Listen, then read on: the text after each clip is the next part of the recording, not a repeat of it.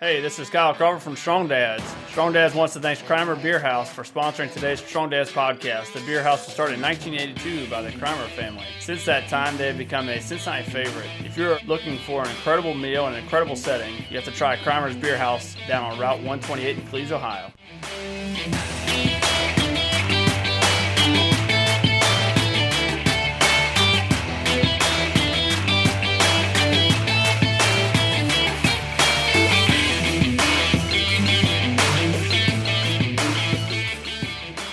What is going on today, guys? How you guys doing?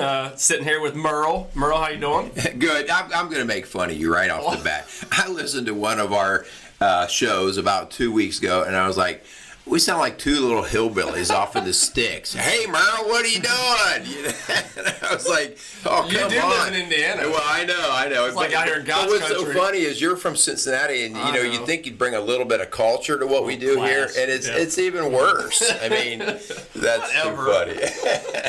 That's good stuff. Man, that hurts. So already starting off first thing. That's right, man. Hey, you know what? Be a strong dad. You better get on it right off the bat. I love it. That's cool. Well, yeah, we're really excited to be here doing another episode.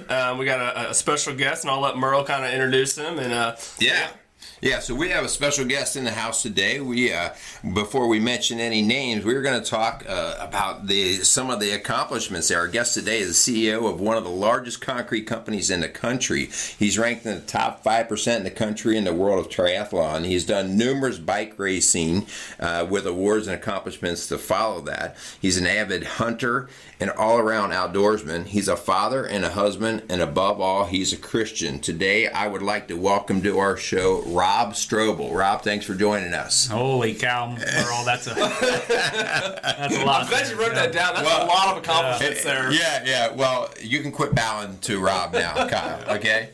No, we bring you in because we do have a lot of things that we want to talk about, and the accomplishments are actually part of that, but they actually kind of stem into a little bit more of the strong dad aspect, what forms that and how it plays into how you operate as a dad and as the operator of a company and those kind of things. So we're going to get into some of that conversation, and I appreciate your willingness to come in and just be with us and help send a message out to other dads that we don't need you to be a dad, we need you to be a strong dad. Yeah. And we're going to talk a little bit about that.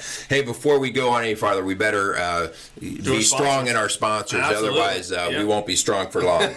Yeah, so definitely Strong Dads definitely wants to thank Crimer's Beer House down on 128 for sponsoring today's Strong Dads podcast. The Crimer's Beer House was started in 1982 by the Crimer family, and since that they've definitely become a Cincinnati favorite. So if you're looking for an incredible meal, an incredible setting, definitely go down there on 128 and check out Crimer's Beer House. All right, sounds great. And we also want to thank Mansfield Insurance Agency in Bright, Indiana for sponsoring today's Strong Dads podcast. Established in 1981, the Mansfield Insurance Agency has been dedicated to the individuals and businesses in Bright, Indiana, but also serving throughout Indiana, Ohio, and Kentucky. So for all your insurance needs, contact Mansfield Insurance and let them take care of your insurance woes.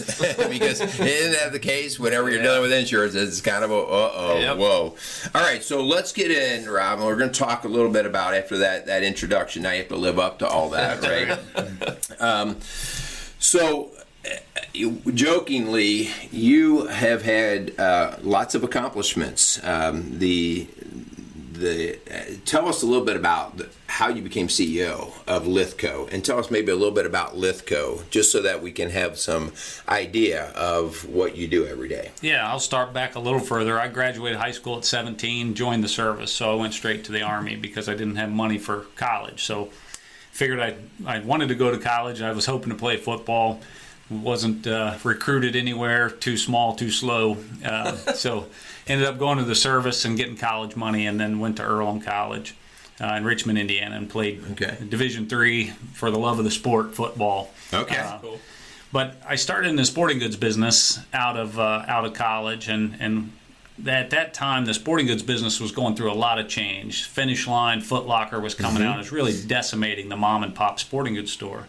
60% of the sales in a sporting goods business was athletic shoes, and with these chains coming out and selling shoes below the cost that we were buying them at, was just decimating the sporting goods store. sporting goods industry. So we developed a business model to acquire mom and pop sporting goods stores and put those owners in business as team sales folks with Rydell, Sports Authority, Russell, helmet, shoulder pads, gear, and we created sales programs and really kind of changed the business model for the mom and pop sporting goods store and put them kind of back in business. Okay. I left, we sold that business, and I went to Deloitte & Touche and did management consulting for about 6 years. A whole myriad of different types of projects, systems implementations, business strategy, process improvement. It was the time of re-engineering was a big thing back then. And I came to know the Baker family out of Cincinnati, and was asked to come out and meet with the family to talk about this business called Lithko Contracting. And there were two brothers, Ken and Dan, that Ken owned Lithko, Dan owned Baker Concrete, the world's largest concrete contractor in the United States. And his brother had this company that was primarily a restoration company, but they had a new construction side. And I was asked to come out and meet with the family and help them deal with some challenges that they were having with this business. So as a consultant, I came out and met with the leadership team at Lithko, and that's how I came to know them. I spent about 3 years consulting with the company before I then came on full-time to run it almost 20 years ago. Oh, wow. Okay. Well, I didn't even know your sports background in terms of the sporting goods business. That's cool. Yeah. So I didn't know that. I've only known you in the concrete world. Okay. Right. So you come on and tell us a little bit about, so I said you're CEO, president, right, of Lithko. So you didn't get hired as that. Right. I spent about 3 years consulting, and the business was made up of a restoration side and a new construction side. And Ken was really passionate about the restoration, but wasn't as passionate about the new construction. So we decided to split the companies. We created a company called Lithko Restoration Technologies, which still exists today, and then Lithko Contracting and New Construction. And then we developed a business model that really bucked the trend of commercial concrete construction, because the trend was they're building big jobs, automotive plants, microchip plants, things around the country, big concrete projects, and companies were organized to send their people to the job, go where needed, when needed. And we really wanted to create a business model that was family focused. So we took the Lithko business, the new construction business, and said, what would it look like to create a town-based, middle market concrete construction company where our folks could be home every night with their families, put less pressure on the family, because traveling in construction it can create a lot of bad exposure for things. Drinking, drugs, relationships, the men get done pouring concrete all day, and they're in a hotel somewhere, so they're probably not always going to choose the best things to do. At least creates the opportunity to make bad choices. So it magnifies those opportunities. So we really leaned into what would a middle market model look like in a 100-mile radius of a town, and what would that work mix look like? Would there be warehouses and structures, office buildings, retail, schools, medical? And we developed a business model. This was 20 years ago in Cincinnati and Columbus. And then we said, well, we want to grow. We want opportunities. We want our people to have opportunities and to have growth. If you have a middle market focus, then you got to figure out how to replicate this in new towns. Otherwise, you got to grow to bigger size work, and you get back into traveling. Right. So we spent several years working on this business model to say, okay, what are the rules, what are the processes, and how can we replicate this in other towns? And we started practicing in Kansas City and Louisville and Indianapolis and Tulsa.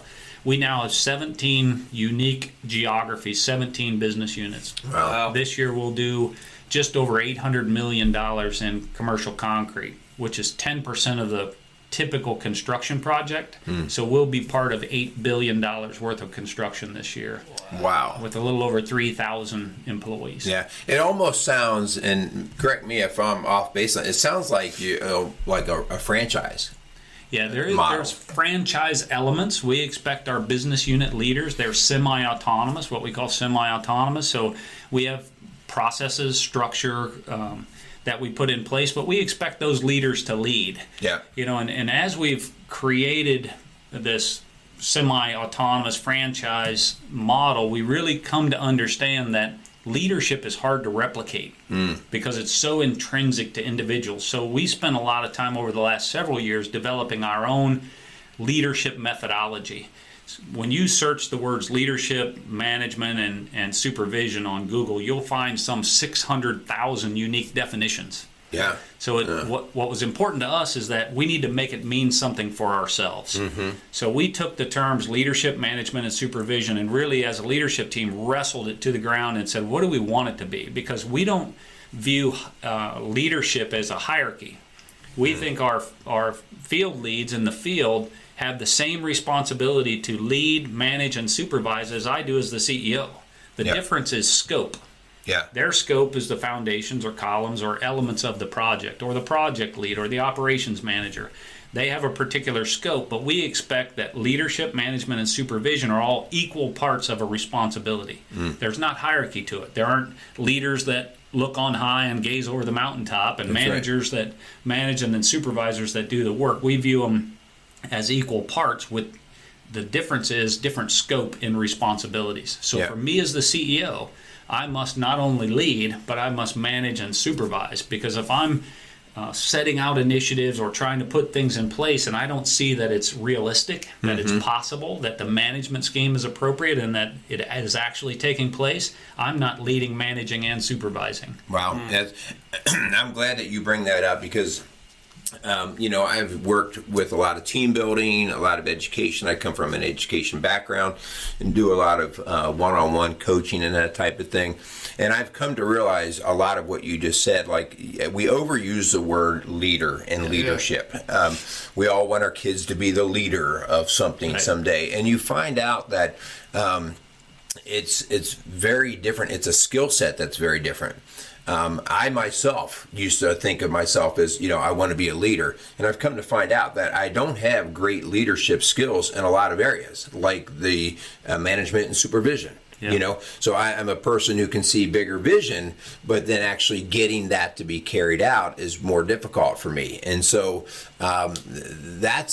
you have to really find that person who can have vision as well as manage and supervise. Well, I think the thing that happens for a good leader, understanding the needs of all your coworkers, understanding the needs of all your team members, you come to understand that good management means adding talent around you, because none of us are everything. Right. But if we parse it and we say, well, I'm just a leader, then we forget the other parts, the other responsibilities, and we often don't build teams around us to accomplish. Wow. So by saying, no, that's all your responsibility, doesn't mean you have to do every piece of it. It means that you have to see it be done. Make sure that it's done. Yeah.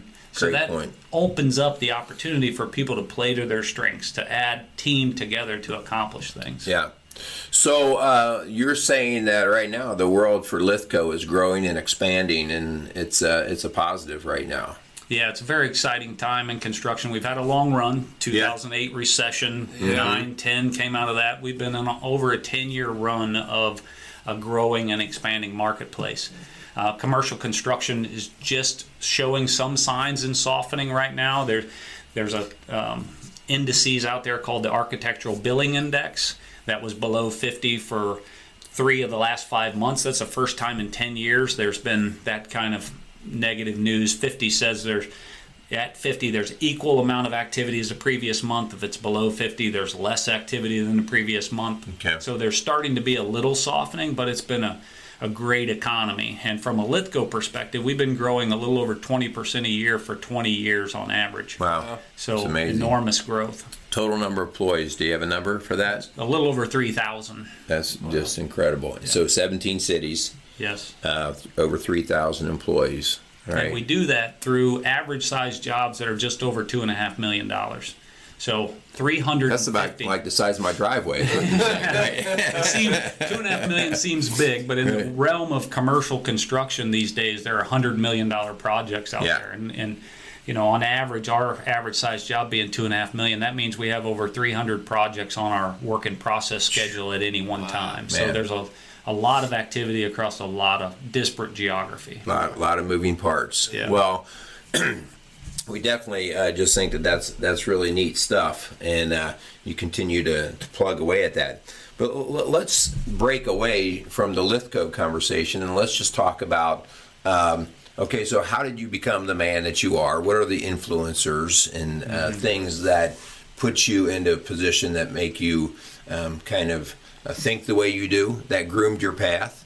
And ultimately, we want to get a message here out to the men that are listening. Not everybody's going to become a CEO of something, but there is, as a strong dad, there's even a greater calling to what we're doing. So, Rob, tell us a little bit about just you shared your upbringing with the football, but what about your dad experience? Yeah.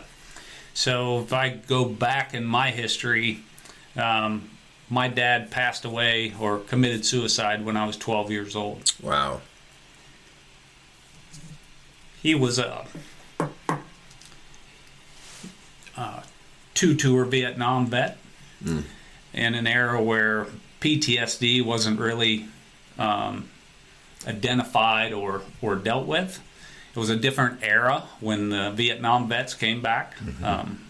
They weren't treated with celebrations. When I came back, I served in Desert Storm, during Desert Storm, and when I came back, Batesville had a big parade and all amassed at the gymnasium, and the place was packed. And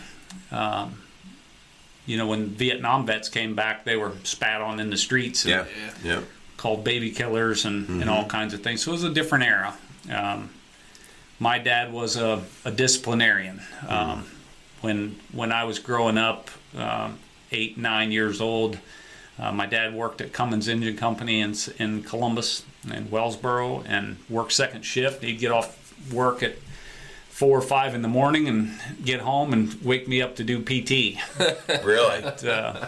So at what age are you? We're talking 8, 9, 10 years 9, old. And so he'd get your little tail out of bed at whatever that was, 5 a.m. And so as we know, that's not the healthiest. Okay, so let's wrap our head around that. I worked in the elementary school for 20 years, okay?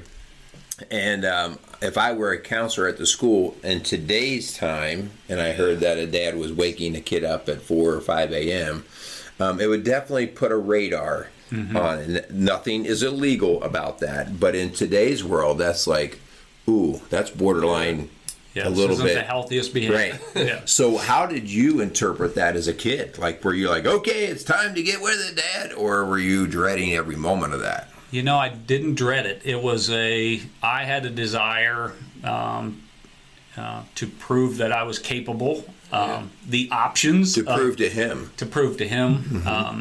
The options weren't better than doing it.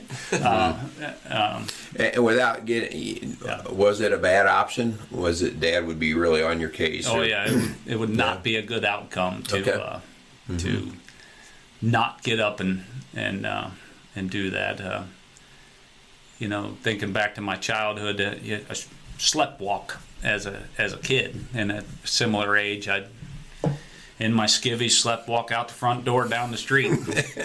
And my dad found me down the street and literally drug me back and threw me in the shower, turned the cold water on.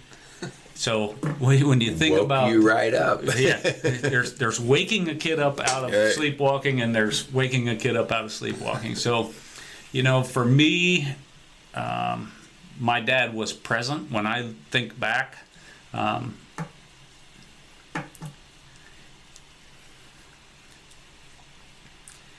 wasn't perfect, wasn't even close to perfect. My siblings may have a different view of my father than I do, of what how they think about it. But for me, him being present, there was an element of love that came through that, and for a desire for me to be strong, to grow strong. Thinking about sports, he would shag ground balls to me for hours. Would hit fungo bat fly balls for me for hours. Would catch my pitching for hours. Those kinds of things. So I want to make a point with that too, because you've touched on it. I mean, there's a split side of your take on your dad. One was, man, sometimes it was pretty strong and relatively harsh at times, it seemed, but there was always a desire for him to love you and to be involved. He didn't go sit in a recliner somewhere and say, get out of my face, I don't want to see you. He was really involved with you. Yeah, I think for me, and we'll talk about me and my kids as we come around to that, but there's an element of there's no perfect dad. Yeah. But it's closer to perfection to be present than to not condoning abusive behavior, not condoning Right. maladaptive or dysfunctional behavior in any way, but within the realm of choice of be present or not be present, choose be present every time. Yeah, what a great testimony. Like that is here at Strong Dads, we are all in on that idea that we have way too many dads that are checking out. And just listening to you talk about your dad, like your dad was present, he was there. Again, you even said it, he wasn't perfect, but man, he was there. And we are all in on that idea that we can't just throw our hands up when times get tough, when stuff isn't going our way, when our kids aren't behaving the way we want to. Like, we are all in on the idea you have to just show up. You don't have to be anything special, you just got to show up. And I think that's what I'm hearing from you in reference to your dad. Like, he was just there. And, maybe it wasn't anything extraordinary, but he was just there for you. And that goes a long way with how you're talking about your dad.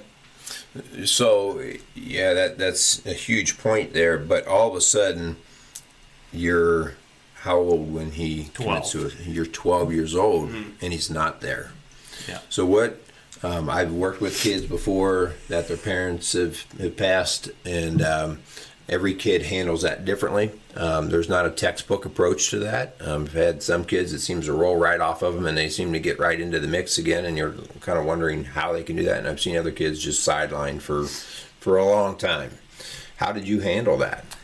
Yeah, when things like that happen, there are key moments in time that are kind of imprinted in your head and forever.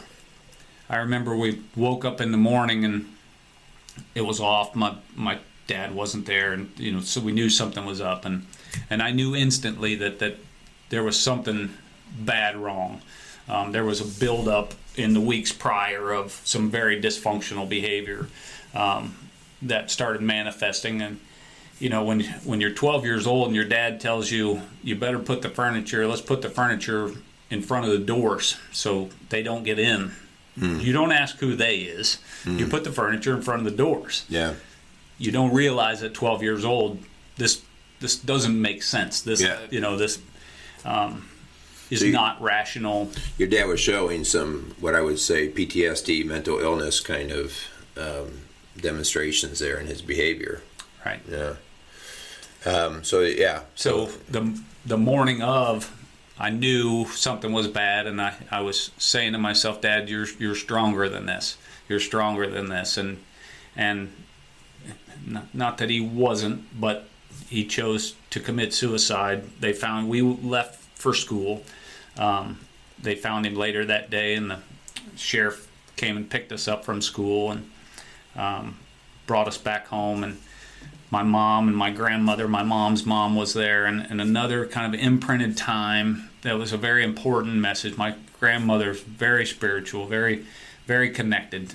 So a type of lady that walked very gingerly on the earth. 8 kids and many, many grandkids, very devout Catholic. She said to me, my nickname at the time was Butch, and she said, Butch, you can't what if.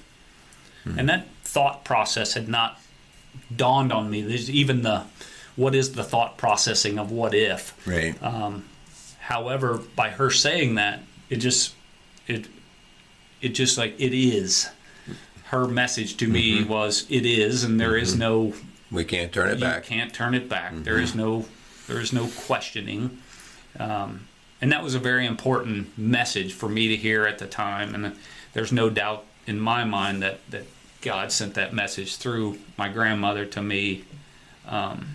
So I very clearly could hear the message of you can't what if. There is no what if. There's nothing I could have done. Right. And I think for me that was an important message because my desire to prove my self-worth, my desire to show capability, especially at that time, and in my adolescence, things I didn't work through until much later in my life.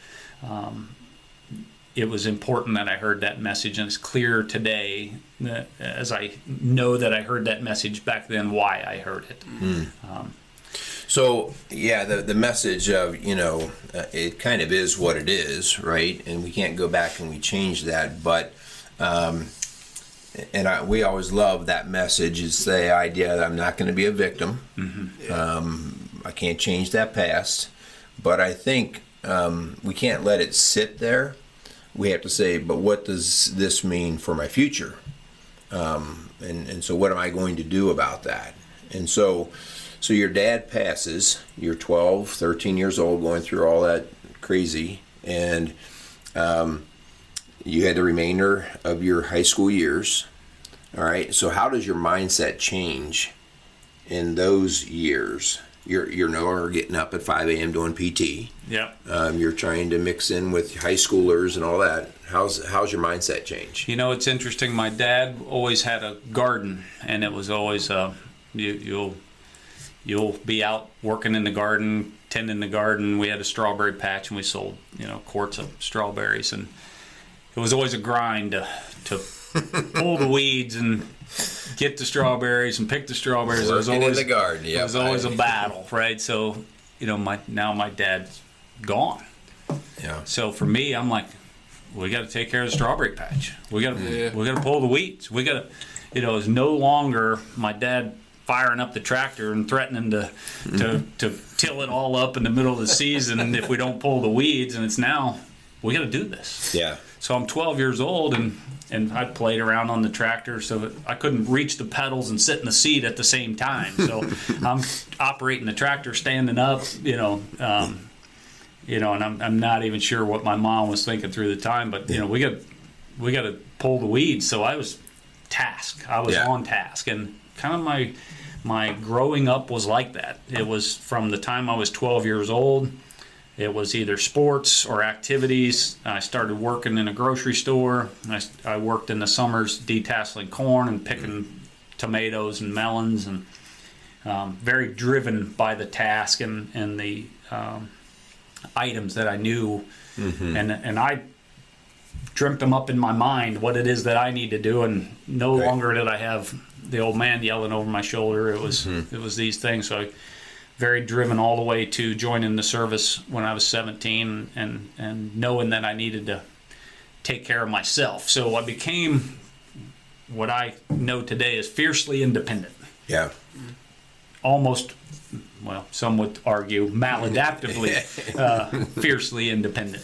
Well, at this point, you're not going to rely on other people to get things done. Right. So you're going to take it within yourself, which I'm going to go back to the idea when you started talking about Lithko, the idea that you're in a leadership position, but then you have to relinquish jobs or skills that you're not particularly good at, but they have to get covered. Some would call this, this personality like, okay, I'm kind of a control freak. I've got to make sure. So you're seeing yourself, basically you're a taskmaster. You're getting it done. Probably a lot of your natural wiring, right? It's not like I always, get a little bit cranky when people tell me I am. It's like, no, you are. In other words, you were created that way. You didn't wake up one day and say, today I'm a taskmaster. Right. It's within your DNA. Yeah. So it's being pretty successful for you, right? It's starting to pay off. How are you seeing it pay off for you, being the taskmaster? Well, it's been interesting through my life in many realms, whether it be in my relationships or at work. I have felt the yoke, carrying the yoke, pulling the yoke, and realizing that in cases the yoke is not always mine to pull. So that realization that I need, we wouldn't create the scale at Lithko by my talents and skills. We would be back in the very small, single location kind of. But if I didn't figure out that there are many more talents and skills, many more people that need to be added to the team with way better skills and talents than I have. So I think that somewhere along the line, and it could have been incremental failures or risk of failure, caused me to realize that I can't carry this yoke myself. I can't pull this myself. So I have to figure out how to add talent, how to have people around me. What are the skill sets that make that happen? Yeah, there's a humility there, and I'm certainly not trying to bolster you up any more than, because I know you don't want to be. But the idea, we see a lot of leaders, especially in today's world, that maybe do not have a Christian upbringing or the understanding of Christ. Christ was the ultimate leader in the sense that he was very humble, and he actually got 12 other dudes to go out and help carry the load, right? And so we see today in so much of our leadership training that there's an arrogance that we have to have, a pride that we have to have. And I just want to compliment you on the idea that, this is not about you. And you happen to be part of it, and you've recognized that. And I think that speaks to the large success that Lithko's having. And I want other leaders out there and other dads who are young and trained to climb the ladder, so to speak. That humility and that humble spirit really is so much more of what your company needs. Yeah, it's a constant tug and pull for me as an individual, because there are things I take on as an individual. I've been an Ironman athlete and have accomplished some things, as you mentioned, from an Ironman athlete, and that's an individual sport. I mean, right. There's a scorecard for the swim, for the bike, for the run, for the time it takes you to transition from one to the next. It is an individual sport, and there's a lot of it's a relatively selfish sport too. Yeah, I mean, you and I have talked. It's 20 hours a week training. That means you're not interacting with family. Correct. So I have a tug and pull, because I do love and enjoy the challenge, the individual accomplishment. At the same time, I have had failures in my life related to relationships and work, and realize that you can't pull that yoke alone. Right. So I don't believe it's a kind of an either or. I think it's a realization of where you really need to develop and have a team and have people with you with other talents and skills that. Yeah. And I definitely want to get into you as a dad currently. And before we kind of get into that part, I really think it's what you just said can really relate to us as dads in our house, that it takes more than yourself to raise a family. It takes more than yourself to have a successful marriage. That idea that you need people around you. You need everyone in your household to contribute in some way, just like with you with Lithko. Like it takes more than you yourself to build a successful company. And in our house, in our home, when it comes to our strong dads, it's going to take more than just you yourself to be a strong dad. You need other people around you. You need accountability, other guys that you're doing life with. You need a wife that is on the same page with you when it comes to raising our kids. Like, we need other people around us that believe in the mission at hand, the mission of raising strong kids. But we need strong dads involved in that. And the way to do that is to have other people, get around us. And we've talked about it before. The idea of having, when it comes to raising our kids, that sometimes it's not just you and your wife. It's going to take other people, that other people can speak truth into your kid's life and actually change the outcome in what they're going, the things that they're dealing with. But just the idea that it takes more than just you yourself to have a successful family, I think is a great testament to what it is, here at Strong Dads, what we believe in. Yeah, very much like running the company, figuring out how roles need to get covered. Yeah. My early experiences in being a dad were, in my mind, failures. And just to elaborate on that, when early on, got married early, had kids early while I was still in college. We had our first kid, so you were still a taskmaster. Oh yeah, right. Now they had kids in the mix in a hurry. Graduated college in 3 years and had a kid at the same time, and got into sporting goods business, was going well.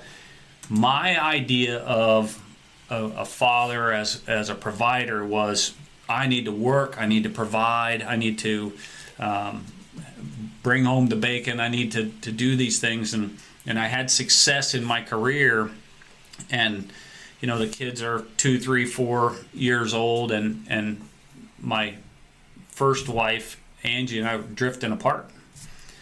And in my mind, from a taskmaster, I got to figure out what I need to do to fix this. I need to work harder. I need to do things, and I kept doubling down on the same things. And those things were not being present with my kids, reading them books at night. It was work harder, provide more. It was we'll buy a new house. We'll buy new cars. We'll get them involved in more activities. Right. And my first marriage fell apart. And So in your mind, one of your first big notable failures for a guy who was able to check the box in a lot of areas, you didn't. I'm hearing you say this was a lot on you. I don't hear you blaming her. Are you taking a lot of responsibility for this falling apart? Is that? Yeah, absolutely. I mean, I think, if you try and understand a daisy chain of decisions, what's the root of it? Right. And I get back to my part in the root of it, and not worrying about the daisy chain of decisions made and the hurt feelings built on hurt feelings, built on hurt feelings. And and trying to get that back, trying to rectify the situation, trying to get back to it, and it didn't work out for us. It wasn't in the cards for us to stay together. And the silver lining to that dark cloud of the period of time in my life was that I learned what it meant to be present with my kids. I learned through that how and what it meant to be in their life, in their world, interested in what they're interested in. That's a great point right there. Not just involved and with them, but at 6 years old, what are my kids interested in? How do they think? Am I engaging with them in a way to understand what they're thinking about? Not what I need them to do, not what the next thing is. What are they working on, and how are they thinking about it? How are they interacting with the world and seeing the world through their eyes? Is a element of being present that I hadn't experienced before. Yeah. And through the brokenness of the marriage situation, the real blessing was the time I spent with my kids. And my first wife Angie and I think did a good job of agreeing to a settlement and just not making a big deal and not making it a big fight, and just agreeing, and custody was not a problem for us. The kids, we worked that out. And I just want to say, in our line of work that we do here at Rock Solid Families, that is head and shoulders above what we see people doing all the time. It is broken, but you're coming together to continue to be married through parenting. So, in other words, we're still going to have a partnership on how we're going to raise our kids. And, I've said many times on this show and other work that we do, it is worth every dime that you will ever spend on mediation or counseling or whatever you need to do to get yourself to be able to co-parent with, in this case, your ex. Right. So this is huge. So Angie was able to move on as you were in terms of the parenting. Yeah, right? I think one thing we did a good, and it's not easy, right? Right. You're getting a divorce for a reason. There's hurt feelings. There's daisy chains of decisions. There's all those things, and it's not easy. However, understanding that the kids are first, that you communicate to the kids that there's never a question that your parents love you. There's never a question that your mother loves you. There's never a question that your father loves you.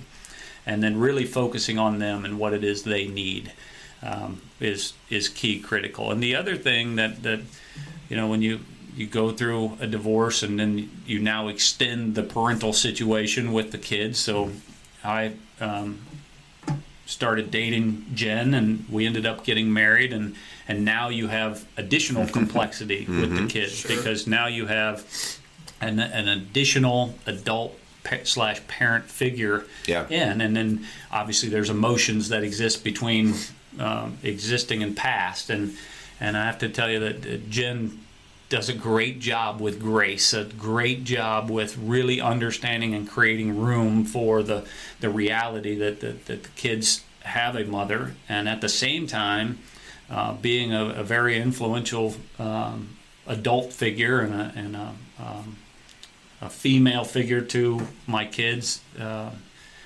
and has done a great job with that. Yeah, what a compliment to her, because it takes a maturity on a lot of different levels to be able to come into that and not takes things personally that maybe aren't going to pay off well for the family, and and decisions that'll never be seen. Yeah, never be seen by the kids, never be seen by Angie, never be seen that she's making personally, just out of grace and trying to find the right place in the situation, whether that be direct with the kids or with and through me, or however that plays out. So when I look back on my life and as a father, and I agree,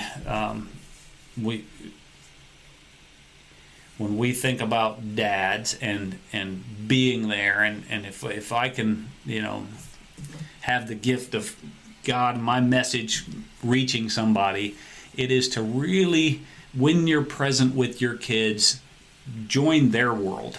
A kid's world is a great place. Mm-hmm. A kid's world is a great place to see, and leave your place, see the world through your kids' eyes, see the world through how they're seeing the world, what's interesting to them. It's a fascinating place. You couldn't dream the things that they do. And man, so I have 3 younger kids now that we've adopted in our house, and that is, I love that you're saying that, because that has actually been a big challenge for me. I had our 2 biological sons, and I understood their wiring, because it was kind of my genetics, and now with our adopted kiddos, I didn't know their wiring. I didn't know their background. And for me to do what you're saying right now, to kind of get in their head and see how they operate, has been a very challenging task, because it's not been as natural to me. And so I was actually even thinking this yesterday. We had a little blow up in the house, which those are somewhat frequent in our house. And I was like, I have to do a better job of reading what the kids, not what they want in terms of material things, but what they're seeking in terms of the type of living they want to do, the experiences they want to have. Because sometimes I feel like, nope, my job is to get them from point A to point B, and I'm going to drag them there. And not taking into consideration that they might take a different path than I would walk. Yeah, great point there. Yeah, absolutely. And we understand here, Merle and I, we understand that there's some guys here that are listening that maybe went through a divorce. And I think if that is you, I would really recommend right now you rewind and listen to what you just said, Rob, about going through a divorce, because I think there's a lot of really good takeaways with what you just said. One of the big things that stood out to me that you said was making sure your kids knew through everything that's going on that they always knew that their dad loved them and that their mom loves them. And I think that is a huge, huge takeaway. So again, if you went through a divorce or going through a divorce, rewind this podcast and listen to what you just said, Rob, because it is outstanding, great takeaways. I think there's a lot of lessons to be learned by what you just said. Yeah. Hey, Rob, I want to start to kind of channel us down, just keep time on the edge here. You have referenced a few times that you're a Christian, you're a believer of Christ. We've talked a little bit about the humbleness that comes on, but help us a little bit with where you are in your faith now and how you incorporate faith into marriage, parenting, and running your company. All right, so I think that's a big part of it. Sometimes I go out to the job and I check my Christian label at the door before I walk in, and I'm at the boardroom now, and I have to act like the man running the show. How do you incorporate Christ into how you make daily decisions and operate with people? Yeah, it's interesting, and it is a challenge in an organization, and it's a challenge with athletics too, because there are athletic events that are on Sunday mornings. Mm-hmm. Why can't we do these on Saturday? Right. We have the challenges of time, and in today's society, time is a big factor. But specifically in business, I think everyone that I work with, the vast majority of people that I work with, know that I'm a Christian. It comes up in conversation. I don't have it as a label on my shoulder or a tattoo on my forehead. At the same time, I don't mind bringing it up in conversation as, from my perspective, as I deem or view appropriate. And I think what I find is fellow Christians then carry that conversation, and it becomes part of the dialogue. My networks that I keep are folks that are Christian based, and a lot of times I will go back to those relationships more often. I have done there's a series called Stepping Up that I really like, and I have taken a group of folks from work, and we did it before work, and got together each week. And the Stepping Up series has a video that you watch, and it has a book that goes along with it, and each of you have some homework, and you bring those things together and wrestle with topics. And I'm a big fan of that activity, and getting some of your people that you work with or that you're associated with and making that part of it. We have a cycling team, and it's I've seen that. Yeah. I've actually got one of your singlets. Nice. Yeah. And in our cycling team, we talk about our faith in our cycling team. And my wife and I are looking for a couples group, and we're working with another one of our cycling teammates and trying to find the right combination of younger couples and older couples to have a couples group. So my wife is good. She's a big podcaster, so she listens to Christian podcasts. She's going to tear this one up. Oh yeah, great. Catch everything we did wrong. Yeah. So I'll have plenty of feedback. She's also an attorney. So oh Lord, oh boy, we need to be on her good side. Yes. Yeah. So we'll get lots of detailed feedback. That's awesome. Yeah. Well, I appreciate that you talk about that. I also want to just touch on, before we close out here, the idea of as a man in your position, your natural wiring is to master task, but you have gotten out of your own way multiple times and known and recognized when you need to ask for help. And so one of the things I've noticed about you is, when you sought out some counseling, you continue to surround yourself with people who are going to help build you up, and that you can also speak into their lives. But if you could speak a little bit to the idea of, when you're talking to dads out there, about being still moldable and teachable and coachable. Yeah. How has that allowed you to continue to grow versus if you were, so to speak, stuck in concrete in your ways? No pun intended with Lithko there. Yeah, that's a great question, and there's a stigma with counseling.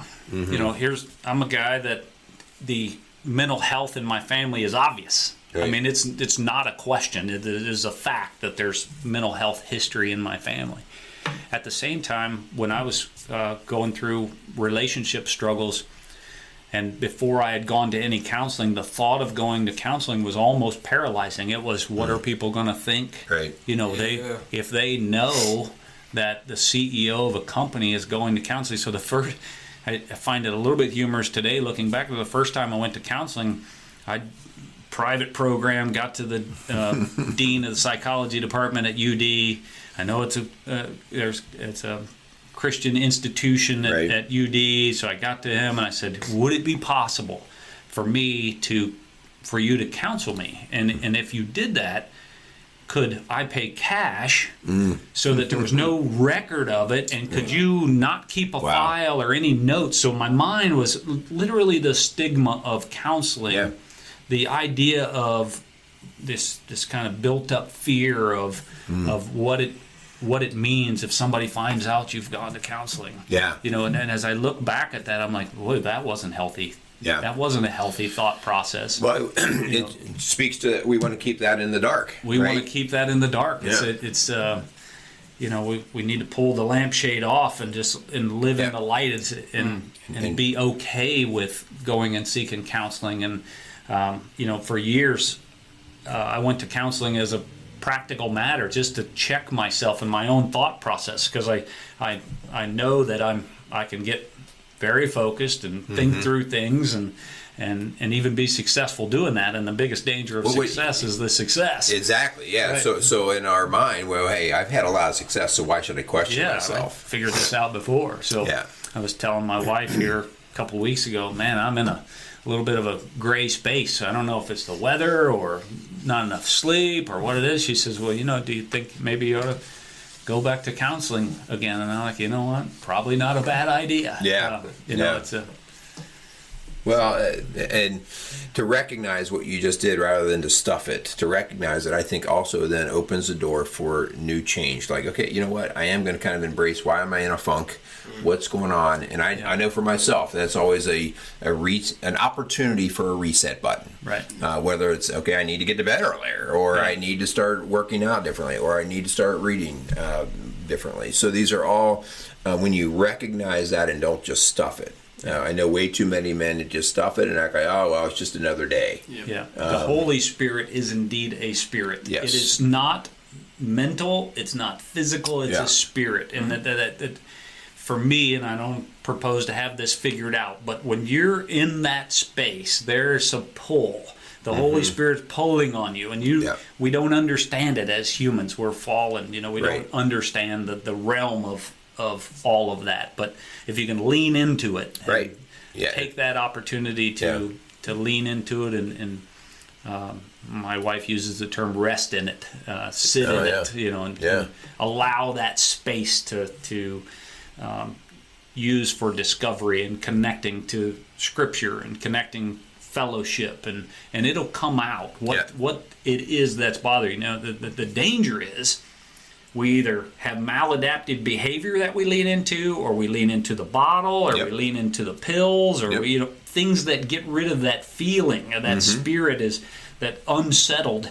And there's so many things in today's society that can fill that, and makes it go away, but doesn't fix it. No, it doesn't solve it. That's the danger of comfort seeking. Right. We seek the comfort through the external. I'll buy some new toys. I'll buy something. I'll drink some booze. And again, I get that thinking, but how self-limiting that is what we're really talking about here. It doesn't allow for your growth. Well, man, this has just been great stuff. And I wish we could go on for like another hour and a half or so. But I do know, in respect for your time and for our listeners there, we do need to close out. So, Rob, just in closing out, and we're talking about a message now, we like to think a lot of our audience are the younger dads. You work with a lot of young dads. The concrete world is full of a lot of strong dudes. Yeah. And so what is your, what advice or message would you like to leave those younger dads as they're getting involved in career and dadhood? What little nugget would you like to give them?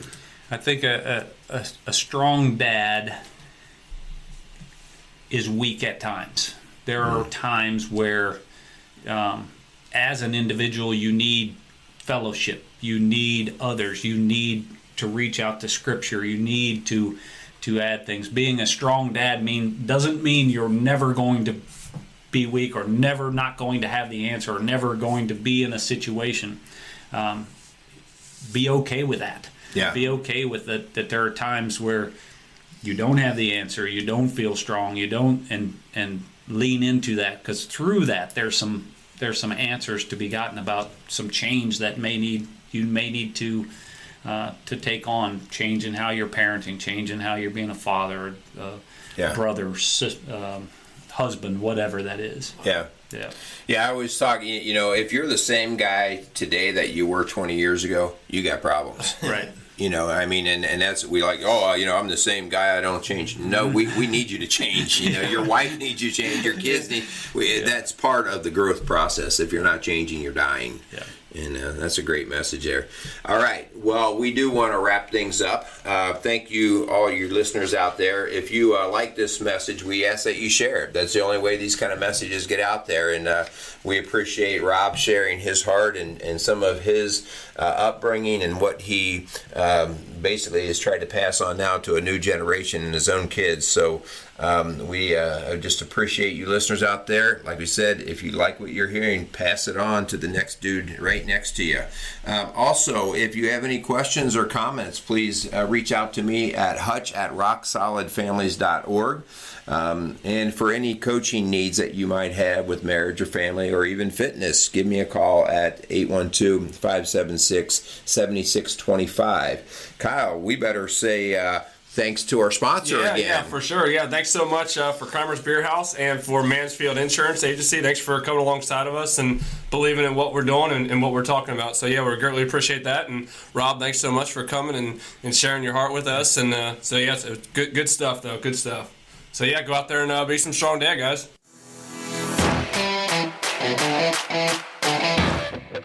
Hey, this is Merle Hutchinson from Strong Dads. Strong Dads wants to thank Mansfield Insurance Agency in Bright, Indiana for sponsoring today's Strong Dads podcast. Established in 1981, the Mansfield Insurance Agency has been dedicated to the individuals and businesses in Bright, Indiana, serving clients throughout Indiana, Ohio, and Kentucky.